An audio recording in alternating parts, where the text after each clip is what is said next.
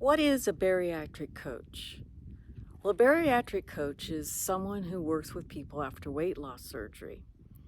Now, you may be thinking that weight loss is weight loss, and why would you need to have someone specialized in weight loss surgery?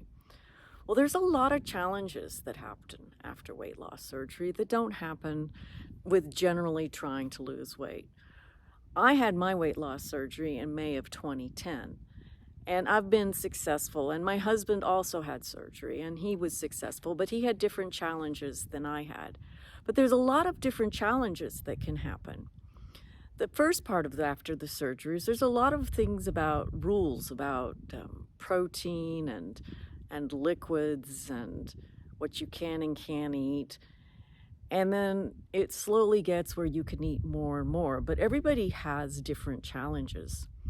But often there is a sudden weight loss, and there's a lot of struggles that just come up. When you lose weight really fast, you often have some health issues. Your hair will fall out. Sometimes you're nauseous, or you have dumping syndrome, or you have other things as you're trying to figure out what foods work for you and what foods don't. But also, if you're really overweight, food has been a big part of your life. And one of the things that for most people that the weight loss surgery does is it makes it difficult to eat. So some people have problems with transfer addiction. If they can't eat the food, then they got to do something else. You've got people that sex addiction, shopping, gambling, alcohol in particular, because alcohol is easy. And when you, after weight loss surgery, you tend to get buzzed much, much quicker. So it's kind of an easy thing to happen. But if food was your friend and now you can't have it, you have to find a new friend. The other thing is a lot of times the people that they're around just don't support them. And that can be difficult. I mean, if your family is big into eating food and you go to lots of events with a lot of food, everybody's going to be telling, oh, come on, you can have a little bit more. Oh, come on, have this. And over time, that gets really hard to be prepared for. So one of the things that I do is help people realize the challenges that are coming up and help them discover what strategies they want to use so that they're ready for it. And maybe even role play. You go to a birthday party and someone brings you up, you're late, and they bring you cake and ice cream right to the door. Hey, oh, here, have some of this. What you gonna do? So everybody's got different strategies in the way they're going to handle it. The other thing that's sad, and if you haven't been obese, don't really realize, is that fat people often are treated different than skinnier people. And sometimes as people lose weight, they actually get really frustrated and almost angry at the world in general. They're the same person. They haven't changed at all, but they're treated different. And that's where even kind comments where you say, hey, you're looking great, that can actually upset them, because in their mind, what they're hearing is, you used to not be great, but now that you lost weight, you are. And that's not what the person giving the compliment usually means. So there's a lot of emotional things going on. And then on top of all that, usually when you're really overweight, it is a lot harder to exercise.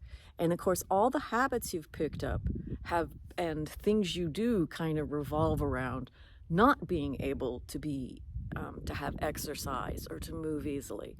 So you haven't picked up the habit, say, of taking the stairs or parking far out in the parking lot, or even thinking of sport-type activities as a hobby, as something fun to do, because they were just never on your radar. And normally, people that get weight loss surgery, they don't get weight loss surgery just because they want to lose weight. They get it to have a healthy, happy life, but they didn't get there in just a couple years. They've probably been struggling with their weight probably for over a decade. So they have all the habits that got them to that position, and helping them think outside the box of new hobbies or new things to do or just a different way of living can be hard. I mean, it's hard to change.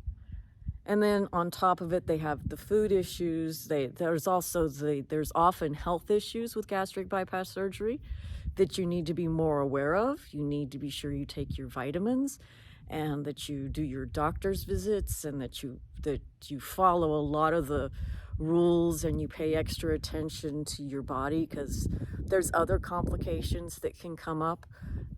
I've mentioned in another video reactive hypoglycemia. Ulcers aren't that uncommon. I've had an ulcer, and it was a margin ulcer. So that means it's an ulcer on the scar tissue from my intestine to my stomach where they reattached it. And so it's not really stress related, it's not the bacteria related, it's actually physiological. It's the way my stomach is configured, because with the Roux-en-Y, they actually bypass a big portion of the stomach and intestines, but it's still inside me. They just move it to the side and reattach it to the intestines. So what's probably happening is stomach acid from the stomach I'm not using. That acid is flowing into my intestines and then backing up into the other area, the smaller area we call the pouch. And so it's probably backing up. And, so there's nothing that can really be done about it except for me to be on proton pump inhibitors pretty much for the rest of my life. So there's a lot of things like that if you start to have problems and you don't take care of them, they can escalate into very severe problems. And it's, you made the choice of having the surgery, which I'm still thankful I did, but sometimes there's some pretty profound side effects. So I help people that have had weight loss surgery deal with whatever their struggles are. I've also have heard of people that after they had weight loss surgery and actually lost some weight, then they actually got doctors to believe them about an illness they had, and it ended up being a genetic illness that actually other family members also had, that by this person losing weight and then the doctor actually listening to what they said their symptoms were, they found the problem and they was able to get everybody in the family treated. So that's another thing that happens, is when you're grossly obese and you say you have a problem, the first answer the doctor is going to give you is lose weight. Lose weight and then you won't feel sick. Lose weight and then you won't hurt. So again, being overweight is different. And when you lose the weight, it's different again. Another big thing is body dysmorphia. And I know that for a long time, and even now occasionally, I didn't see myself as skinny as I was. It's like I pack clothes and it's like, wow, look at these. Are these really going to fit me? Am I really that small? Because I went from a size 22W to down to a 4 or a 2, depending. I'm now more like a 6. But you look at the clothes and you go, that can't be right.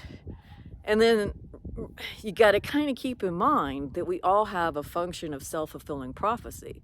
So if you think you're heavier, you can have a tendency to want to meet your expectations. That's why body dysmorphia can be bad. It can also be bad if you want to continue to lose weight because you think you're too fat. So it can go either way. But it's definitely something that you have to be aware of and you have to address. And then, of course, you got the loose skin. You'll have loose skin of some type everywhere, all over your body. Yes, there's certain surgeries you can do to get some of it taken care of. But when I go get blood draws, I always tell them, since I've lost weight, I already had low blood pressure, but now it's even lower. And I also had bad veins, but now they're worse. and I have loose skin on top of it. So I always tell the person drawing the blood to be sure to pull the skin tight, because my skin is loose. And what happens with loose skin is if they don't pull it tight and they stick the needle in, then the skin bows and then the needle doesn't go in the right place. It's just bad. Most good phlebotomists know that, but more novices don't. And when they look at me, we tend to think of people as being static. So when people see me skinny, they just assume I've always been skinny. So my husband had different struggles. So I've seen what he went through too. And of course, I've worked with lots of different people. So having somebody that kind of gets it and has had these challenges, I think makes it more meaningful, and the person feels that's had the surgery and are struggling feels felt and understood. So that is why I'm a bariatric coach, is I really believe that I can really help people. And it's not that they're going to not be successful without me, but with me, they're going to be amazing, and they're going to achieve all the dreams that they had hoped for when they got the surgery. My name is Zena Awesome. Please write something in the comments. Thank you.